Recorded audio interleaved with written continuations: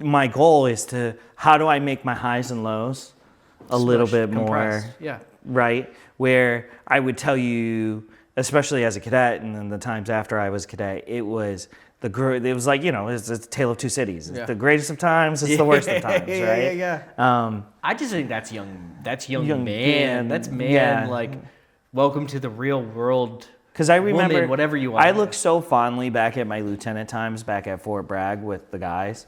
And for probably the first 2.5 years, it's terrible professionally. Personally, I was having just the greatest time, right? And terrible is the wrong word. I was just learning a lot.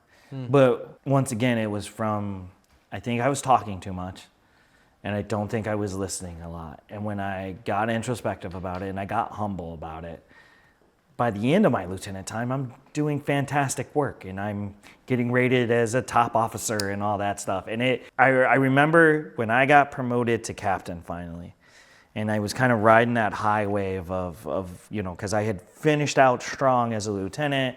I had done really well at the career course.